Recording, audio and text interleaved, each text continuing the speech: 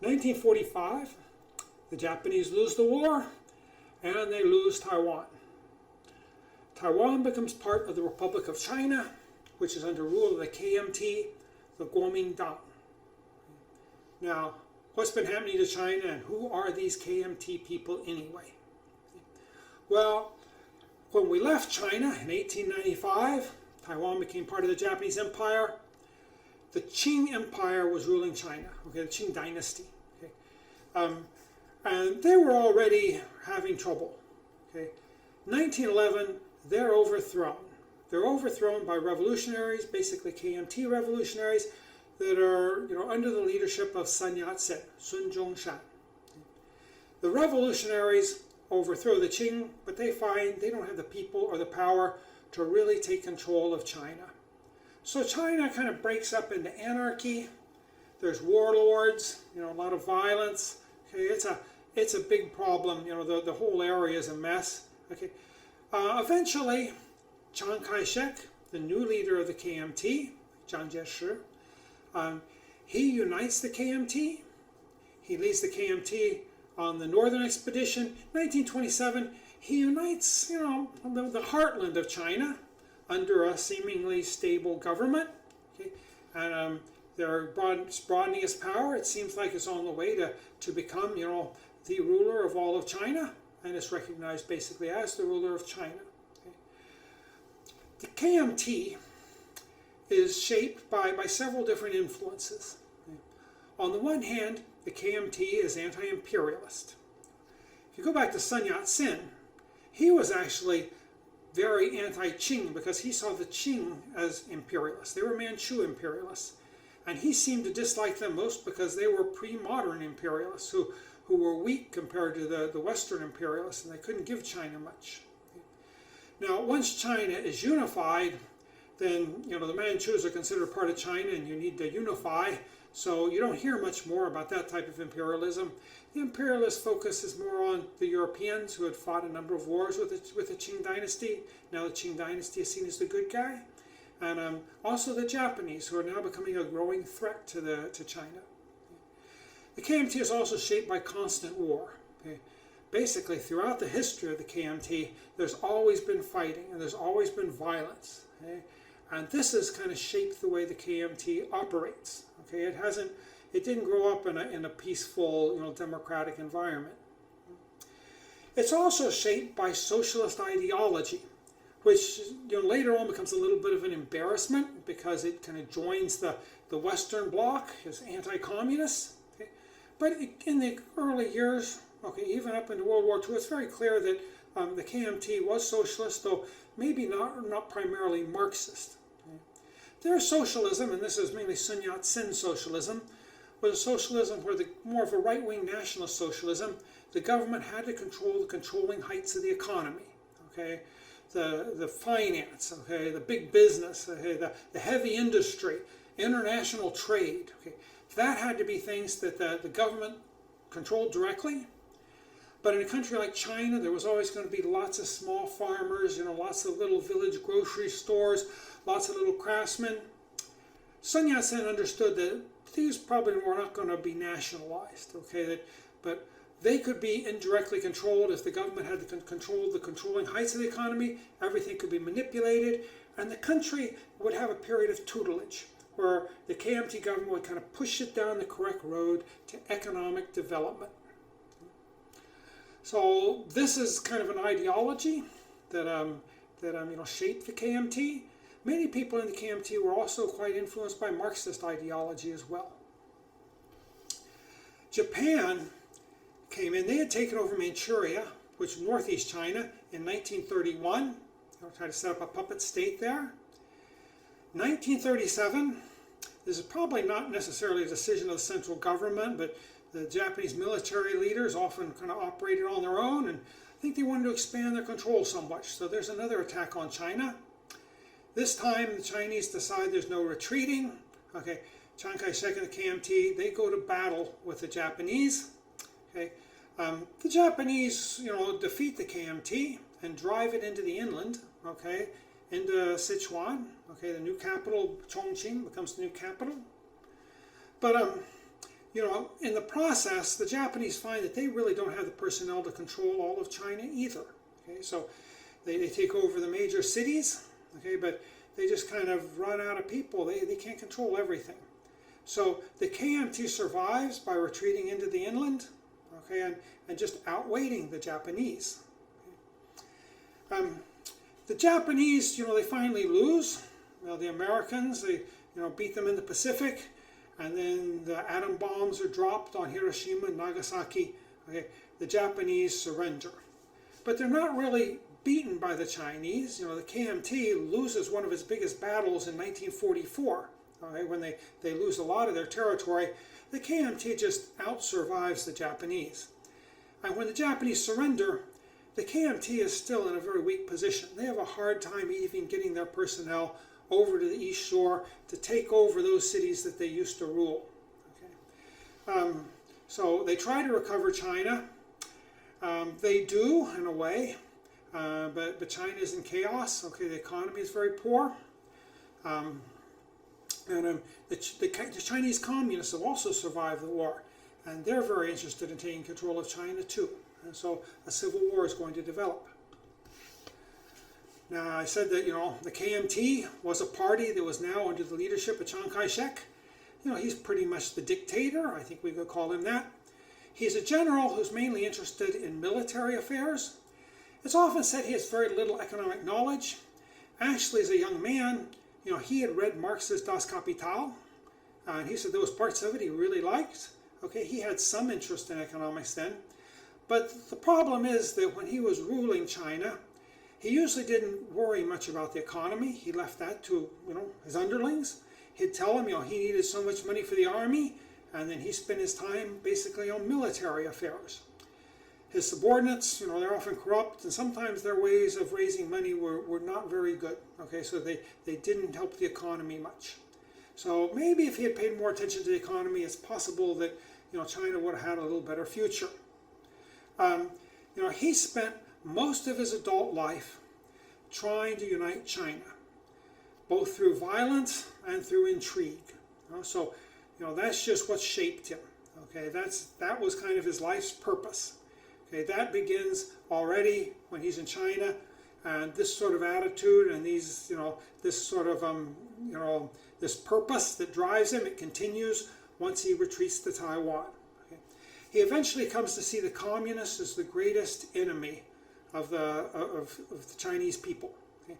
And he does this, not because he's in any way anti-socialist or that he has, any liking for the capitalist regimes. Okay. He mainly dislikes the communists because he sees them as pawns of Moscow. He sees them as being under Russian dominance, and so he sees them as being, a tool of the imperialists. And he doesn't want China to fall to this communist imperialism.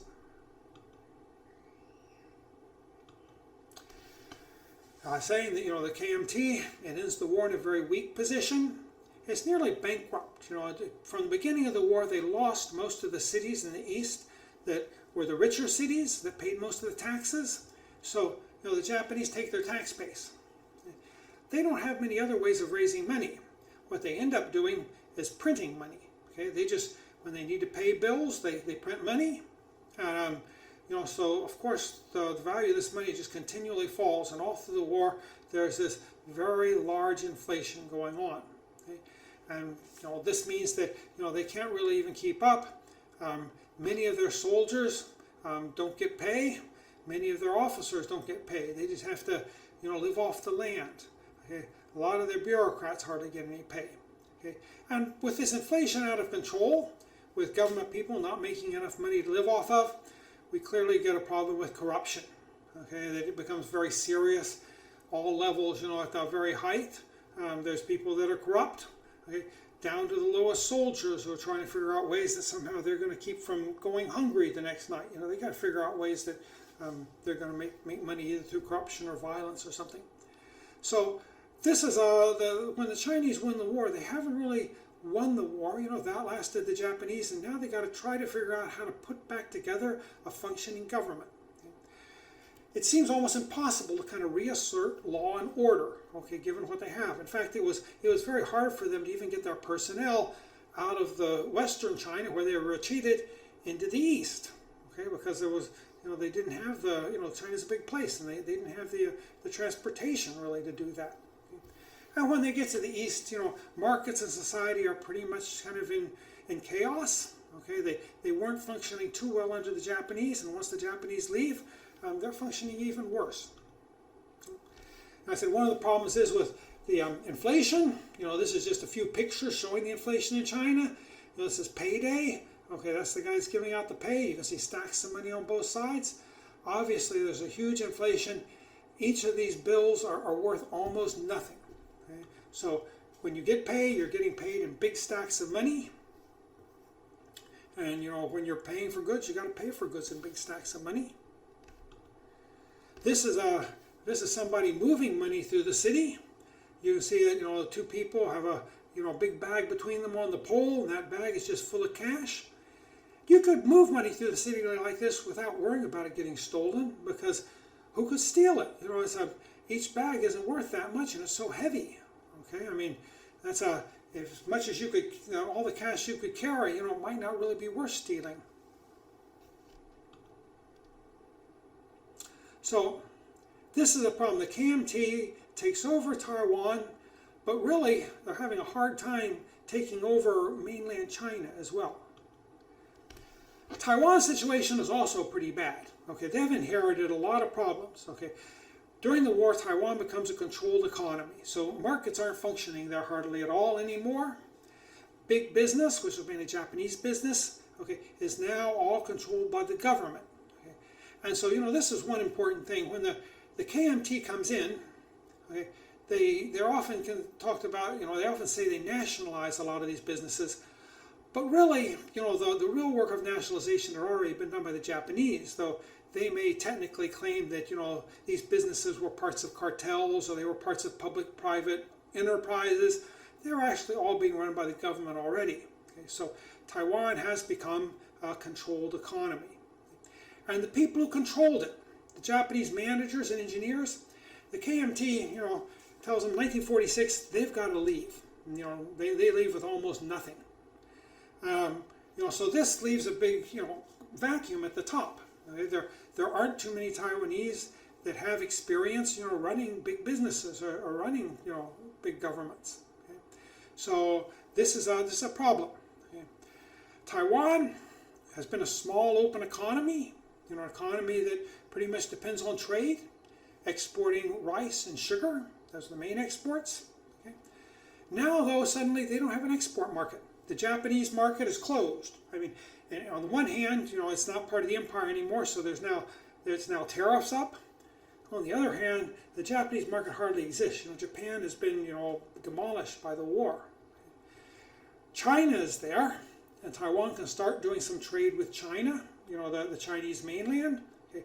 But this takes a while, and this is a hard market for them to really get started in. Okay, so they do some here, but by the time this gets going, the KMT already loses the mainland. Taiwan has also been bombed.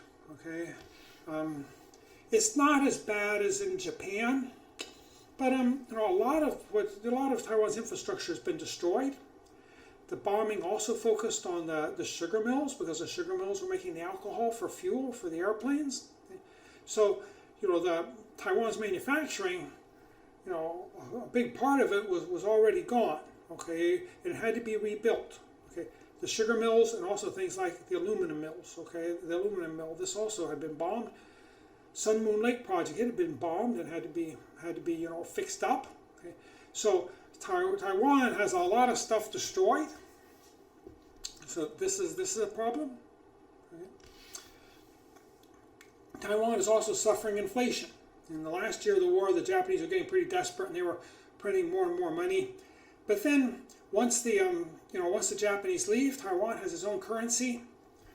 The Chinese government decides that they're not going to force the Chinese currency on Taiwan. They're going to let Taiwan maintain its own currency. Okay? And the reason is that China is suffering from a lot of inflation. There's really no point in causing the Taiwan to suffer from this Chinese inflation. The problem is, though, the Taiwanese currency is backed by the same government now as is backing this Chinese currency, which is undergoing a hyperinflation. So nobody trusts the Taiwanese currency either. And the Taiwanese currency is also losing value, though not quite as quickly as what's happening in China. Okay? There's about 200,000 Taiwanese who are also no longer on the island. Okay, Taiwan now is an island of about 7 million people. I don't know, I guess of the male workforce, that's, I don't know, maybe 2.5 million people. I'm not sure how much that would be, but you can see a significant part of them. Maybe up to 10% of them are not there anymore. Okay? They've been sent overseas by the Japanese. Now, the Taiwanese that are sent to places in Southeast Asia, they do better, okay, because they're foreigners in a foreign country, and the UN was shipping the Japanese back to Japan. They also shipped the Taiwanese back to Taiwan. The big problem was Taiwanese in China, okay, because now Taiwan was part of China. So the Taiwanese were not an international problem if they were in China. The UN didn't help them, and the Chinese government didn't have any resources to help them. They were just stuck in China, maybe with nothing but a Japanese uniform. What were they going to do? Some of them eventually make their way back to Taiwan, but others get stuck in China, for the long term. So Taiwan's situation at the end of the war is also not very good. Now, how does the KMT view Taiwan at this time? You could take two different attitudes toward this. Okay, is the Taiwan being rescued from the Japanese oppressors, or is Taiwan an enemy country that should be occupied? Now, why would you see it as an enemy country? Well, basically, Taiwanese were helping the Japanese war machine. A lot of Taiwanese were sent to China. They often worked, they didn't usually work on the front lines, but some of them were in the military. Okay? They worked as prison guards, they worked as translators, they often worked as construction foremen. They also worked in Southeast Asia. Okay? Many of the young Taiwanese had volunteered for service in the Japanese army, and if the Japanese army had been more open to them, probably a lot more of them would have given their lives for the Japanese Empire. Okay, older Taiwanese probably were not so gung-ho for the Japanese, I think, but the younger Taiwanese seemed to have been influenced a lot by the nationalistic education that they had undergone in the 1930s and 1940s in Taiwan.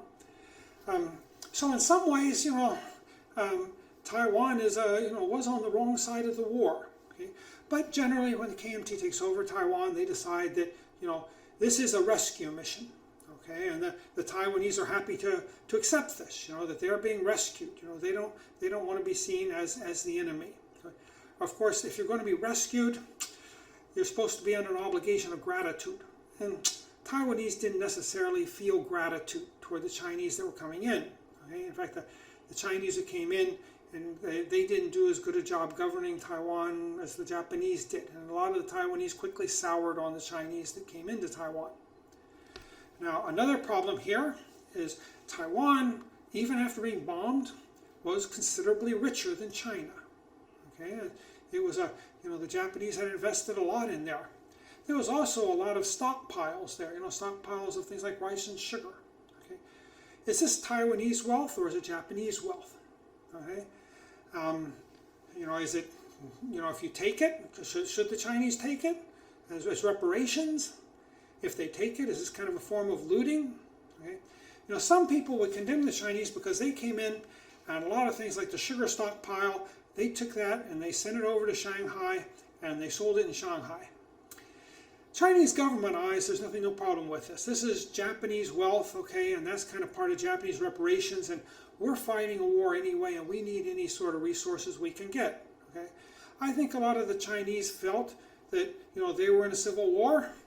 The Taiwanese really hadn't done anything for China, okay. They had been living there under the Japanese, and it looked like they had been living pretty well, okay. So maybe now it's time for them to make sacrifices for the mother country, China. But there was clearly a lot of looting going on too. Okay, many of the soldiers that came over and the officers, they would come in and they would go into buildings and they would, you know, take all the electric wire, okay, or they would go and just steal individuals' bicycles. Okay, there was a lot of looting going on at the same time. So there's looting, and there's these kind of reparations, okay, that are sometimes today considered, you know, questionable. Okay. How do you see this Taiwan economy?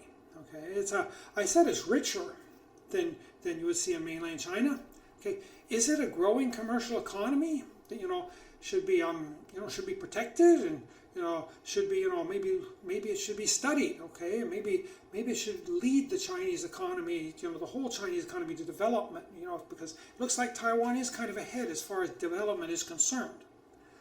Or is this a place of feudal exploitation, you know, where there's a small number of rich people, Japanese, and also maybe Japanese imperialist running dogs, you know, Taiwanese that had you know, accepted, you know, that were working together with the Japanese, and these were exploiting the Taiwanese people, okay, and the Taiwanese people were victims, okay. What sort of economy was this? Okay. And, you know, I've spent a long time studying the Japanese economy. To me, it seems like it was a growing commercial economy, though during the last years of the war, it does become much more exploitive, okay, and it loses, you know, a lot of its commercial markets, and it becomes a much more inefficient economy in the last 5 or 10 years. Okay. Still, you know, it seems to me like this is a pretty healthy economy that now in peacetime could continue to develop fairly well. Okay. Both the Chinese governing class that comes over and also American advisors, though, when you read what they're saying, they tend to see Taiwan as more of a feudal place that's been exploited by Japanese and maybe by a small number of Taiwanese that are working with the Japanese. You know, we have to help these exploited people, okay? You know, it's kind of a rescue operation. And so the idea is that we're going to have to go in and we're going to have to kind of completely reform this economy. Okay? So, you know, what is to be done? Okay? What is actually done, at least in the short run, is that most of the Japanese wartime economic policy is simply continued. Okay? Now, I see this wartime policy as kind of a problem that's hurting the Taiwan economy, and I think it would have probably been better if they could have pretty quickly found a way to end a lot of this wartime economic policy. But they decide that, you know, that's not really what needs to be done. You need to get control of this new place, and to get control of the new place, you need a control of the economy. And that's what the wartime economic policy was doing. You know, it was getting control of the Taiwan economy and the Taiwan resources. So this is continued. You know, we'll see that the agricultural policy is largely continued. You know, the government kind of continues to set prices, and it controls the land markets in many ways. You know, it tries to control rents. You know, the big nationalized companies, they remain nationalized, okay, under government control. You know, trade, you know, gets a lot of the trading ends up falling into mainly government hands. So, you know, the Taiwan remains a controlled economy. It also is an economy that's expected to make sacrifices to have to help save China, okay, from the communist menace. And Taiwanese do not really see this as their battle. Okay, they don't see that. They see themselves probably as kind of unfortunate people that have been drawn in and destroyed by this war, and now to ask them to help save China from the communists, you know, they see this as maybe somebody else's affair. So that's kind of where we get to at the end of World War II. Now, in the next section, I want to talk about what happens during this period of controlled economy under KMT rule.